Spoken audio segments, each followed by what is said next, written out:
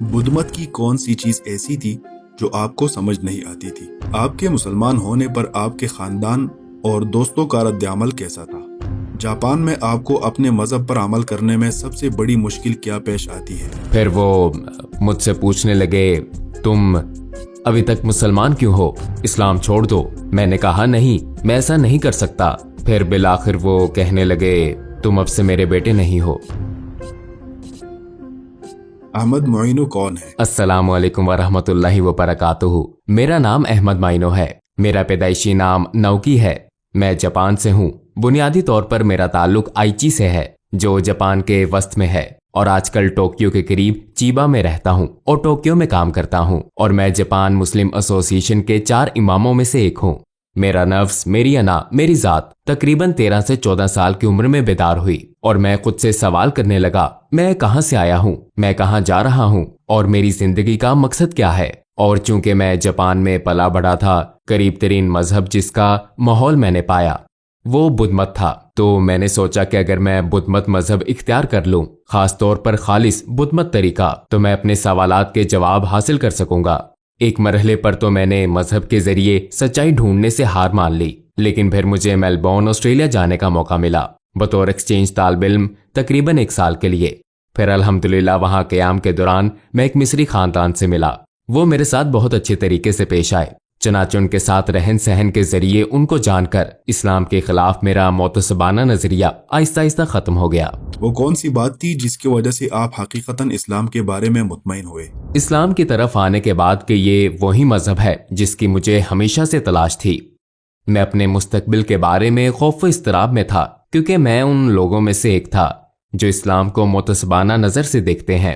تو میں جانتا تھا کہ اگر میں نے آخری قدم اٹھایا، یعنی مسلمان بننے اور اسلام اور مسلمانوں کی سرحد تک پہنچنے اور اس میں داخل ہونے پر، مجھے میری سوسائٹی جاپانی سوسائٹی میں کس نظر سے دیکھا جائے گا، مجھے بہت زیادہ عجیب و غریب آدمی سمجھا جائے گا۔ یہ آخری وجہ تھی جس نے مجھے آخری مرحلے تک آنے سے روکا ہوا تھا۔ لیکن پھر میلکوم ایکس کی فلم دیکھنے سے مجھے آخری قدم کی ہمت ملی اور میری حوصلہ افزائی ہوئی، الحمدللہ، کیونکہ میلکوم ایکس نے اپنی پچھلی زندگی ایک بدماش کے طور پر ہر قسم کی برائیوں کا ارتکاب کرتے ہوئے گزاری۔ پھر یہ دیکھنا کہ کس خوبصورتی سے اور کس قدر اس نے اپنی زندگی کو ایک مذہبی پیشوا جیسی زندگی میں بدل دیا، بہت سیدھے سادے انسان کی طرح۔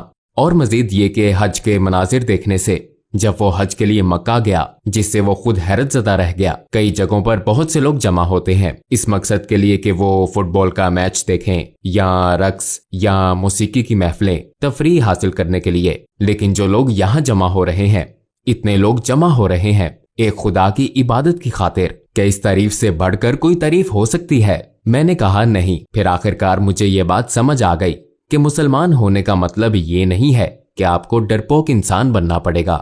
نہیں، مسلمان ہونا بہت خوبصورت تجربہ ہے، بہت عمدہ، خوبصورت اور زبردست۔ چنانچہ الحمدللہ میں نے آخری قدم اٹھایا اور اسلام قبول کر لیا۔ تو میلکوم ایکس کی فلم جس دن دیکھی، اسی رات میرا خیال ہے کہ یہ وہ وقت تھا جب میں نے اسلام قبول کیا۔ میں نے اللہ تعالیٰ کی طرف رجوع کیا، اپنے گھٹنے زمین پر ٹیک دیے اور پھر اپنی پیشانی فرش پر رکھ کر اللہ سے دعا مانگی۔ آپ کے خاندان اور دوستوں کا آپ کے مسلمان ہونے پر کیا رد عمل تھا؟ ہاں، وہ غلط سمجھتے تھے۔ میں نے اپنے والدین کو اپنے اسلام قبول کرنے کی کہانی الف سے یہ تک سنائی، لیکن انہوں نے غلط سمجھا، اس لیے شروع میں کوئی ایسی پرابلم نہیں تھی۔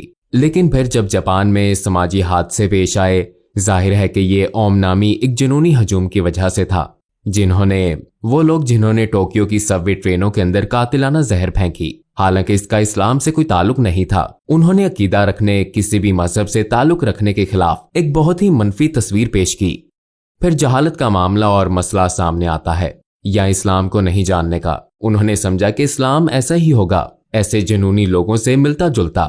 جب میں اپنے والد سے کویت میں تعلیم حاصل کرنے کی اجازت لینا چاہتا تھا عربی زبان سیکھنے کی خاطر، میں پہلے ہی اوساکا میں عربی زبان کی تعلیم دینے والی ایک یونیورسٹی میں داخلہ لے چکا تھا، تو انہوں نے کہا نہیں۔ پھر وہ مجھ سے پوچھنے لگے تم ابھی تک مسلمان کیوں ہو؟ اسلام چھوڑ دو۔ میں نے کہا نہیں، میں ایسا نہیں کر سکتا۔ ابا جان دیکھیں، جب سے میں مسلمان ہوا ہوں، کیا میں پاگل ہو گیا ہوں؟ کیا میں پہلے سے برا ہو گیا ہوں؟ اندر سے وہ جانتے تھے کہ ایسا نہیں ہے، ان کا بیٹا پہلے سے برا نہیں ہوا۔ پھر آخرکار کہنے لگے کہ چلو تم اب سے میرے بیٹے نہیں رہے۔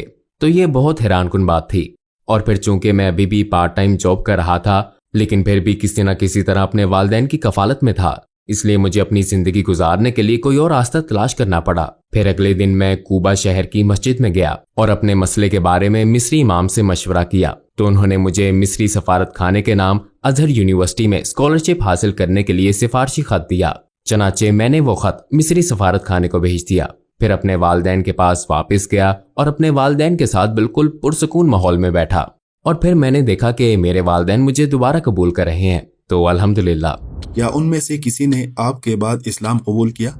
अस्सलामुअलैकुम भाइयों और बहनों, हमने देखा है कि हमारे 80% नाजरीन बाशुमूल इस वीडियो के ने हमारे चैनल को सब्सक्राइब नहीं किया है। जैसा कि आप जानते हैं, हम एक गैर मुनाफा बख्श तंजीम है और हमने अपनी वीडियोस पर एड्स बंद रखी हैं। लिहाजा हम सिर्फ इसलिए कह रहे हैं ताकि सच्चाई को फैलाया जाए। ये एक छोटा सा अमल लग सकता है, लेकिन इंशाअल्लाह ये बहुत से लोगों के लिए रहनुमाई का जरिया होगा। आइए अब सब्सक्राइब बटन पर क्लिक करें और एक साथ चलें अब्दियत की तरफ। बदकिस्मती से नहीं, मेरे वालिद जो इंतकाल कर गए, अगरचे मरने से पहले जो खत उन्होंने लिखा उसमें उन्होंने यहाँ तक कहा कि अगर मैं तुम्हारे साथ रहने लगूं, मैं किसी हद तक इस्लाम कबूल करने के लिए तैयार हो सकता हूँ, लेकिन मेरे खानदानी हालात ने इसकी इजाजत नहीं दी। बुद्ध मत में कौन सी चीज ऐसी थी जो आपको समझ नहीं आती थी? आपको बुद्ध मत में क्या नहीं मिल सका? उनमें से एक चीज दूसरे जन्म का नजरिया है। दूसरा जन्म हिंदुस्तान से शुरू होने वाले अकायद में से है, और जैसा कि आप जानते हैं, बुद्ध मत हिंदू मत का ही जानशीन था। यहाँ तक कि खुद बुद्धा को हिंदू मत का इनकलाबी समझा जाता था। दूसरा जन्म ये मानना है कि आप में जान है, आप में रूह है, और ये रूह कभी मरती नहीं है और इस दुनिया में मुख्तलिफ शक्लों में मौजूद रहती है। आपके अमाल और आप क्या करते हैं, इसी की बुनियाद पर। तो पिछली जिंदगी में हो सकता है कि आप जानवर, कीड़े या कुछ और हों, और फिर उनके मुताबिक इस जिंदगी के बाद हो सकता है कि आप कोई और मखलूक बन जाएं। मुमकिन है आप इंसान हो या कोई दूसरी मखलूक हो। इस जिंदगी के बाद जब तक कि आप निर्वाण तक ना पहुंच जाएं, जब तक कि आप पूरी कायनात को सही तौर पर समझ ना लें और फिर दूसरे जन्म के चक्कर से बाहर ना निकल आएं, आप इसी तरह जारी रखें। यह है दूसरे जन्म का नजरिया। तो सवाल पैदा होता है कि फिर मुख्तलिफ जमानों में लोगों की तादाद तो मुख्तलिफ रहती है, तो अगर आप कहते हैं कि रूह की शक्ल में तुम जिंदा रहते हो, फिर दोबारा जन्म लेते हो और बार बार जन्म लेते रहते हो, तो आप इनको बराबर कैसे कर सकते हैं? और सबसे बड़ी वजह जिसने मुझे एक राहिब बनने से रोक लिया, वो मुकम्मल तौर पर मजहबी और रोजमर्रा की जिंदगी को अलग कर देना था। हाँ, वो मुकम्मल तौर पर मजहबी जिंदगी और रोजमर्रा की जिंदगी को अलग अलग करार देते हैं, तो वहाँ आपको तजादात नजर आते हैं। अगर कोई जापान में इस्लाम तलाश करना चाहे और गूगल में इस्लाम के बारे में कुछ सवालात लिखे, तो उसे क्या जवाब मिलेगा? खैर, बहुत से हो सकते हैं, इस बुनियाद पे कि वो इस्लाम को जानने में कितनी गहरी दिलचस्पी रखता या रखती हैं। लेकिन बहुत बदकिस्मती से कुछ किताबें मौजूद हैं जो किसी मुस्तशरिक की लिखी हुई हैं, जिसका मकसद जापानी लोगों में इस्लाम के खिलाफ नफरत फैलाना है। वो किताबें बदकिस्मती से आजकल की एक बेहतरीन सीरीज के तौर पर दस्तयाब हैं, लिहाजा मुमकिन है कि ये वो पहला मवाद हो जो उन्हें मिल सके। जापान में आपको अपने मजहब पर अमल करने और बतौर मुसलमान जिंदगी गुजारने में क्या मुश्किलात पेश आती हैं? फिलहाल मैं कहूँगा ताउन करने वालों की कमी।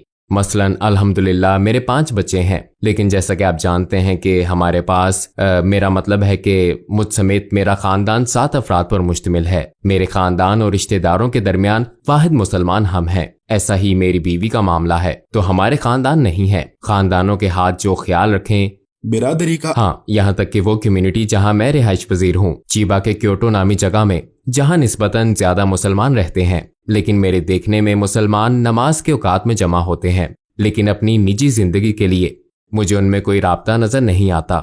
जानते हैं, आप रोजमर्रा की जिंदगी में दूसरे मुसलमानों के साथ ज्यादा मेल जोल नहीं करते। नबी करीम सल्लल्लाहु अलैहि वसल्लम की कौन सी अच्छी सिफत थी जिसने आपको सबसे ज्यादा मुतासिर किया? उनकी रहमत, खास तौर पर उस वक्त जब वो ताइफ से वापस आ रहे थे। ताइफ के लोगों को दावत देने की कोशिश कर रहे थे, लेकिन उन पर पत्थर फेंके जा रहे थे, और इस अमल के खिलाफ जब उन्हें फरिश्ते की तरफ से ये पेशकश की गई कि उनको कुचल दिया जाए, तो उन्होंने क्या कहा? सुभान अल्लाह, बराए मेहरबानी ऐसा मत करना, शायद उनके बाद ऐसी नस्लें आए जो एक खुदा पर ईमान लाने वाले हों। सुभान अल्लाह। आपने इमाम बनने का इंतखाब क्यों किया? क्योंकि कोई दूसरा नहीं कर रहा।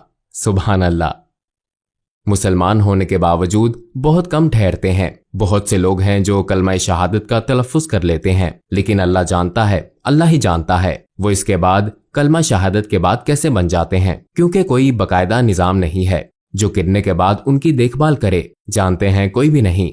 और वो खास तौर पर वो लोग जो जापान के बाहर से आते हैं, वो लोग जो दावती सरगर्मियों में पुरजोश हैं, वो लोगों को दावत देते हैं और फिर जब वो देखते हैं कि लोगों ने कलमा शहादत पढ़ लिया तो वो दूसरे अहदाफ के पीछे चले जाते हैं, नए लोगों की परवाह किए बगैर। मुसलमान होने के बाद जब मैं भी बहुत छोटा था, मेरे सीनियर्स में इस्लामी उलूम के फारिगुल तहसील अफराद की तादाद बहुत कम थी। लेकिन क्योंकि मुझे लगता है कि ये भी एक वजह है जिसकी वजह से मैं इन सरगर्मियों से दूरी महसूस करता था।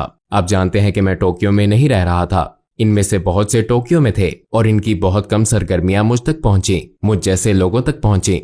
तो मैंने खुद से सवाल किया, हालांकि उन्होंने इल्म हासिल किया और उन्हें ये मौका मिला कि वो अल्लाह का दीन सिखाएं, मुझ जैसे लोगों को जो उस वक्त नौजवान थे, वो जरूरत के मुताबिक काम नहीं कर रहे। जानते हैं वो नहीं कर रहे, लेकिन जाहिर है बाद में मैं समझ गया कि हर एक की अपनी जिंदगी है और वो अपनी रोजमर्रा जिंदगी के मामलात में बहुत मसरूफ हैं। लेकिन उस वक्त वो अच्छा काम नहीं कर रहे और बहरहाल वो अपनी पूरी कोशिश नहीं कर रहे। फिर अगर करने वाला कोई नहीं है तो मुझे ये करना पड़ेगा।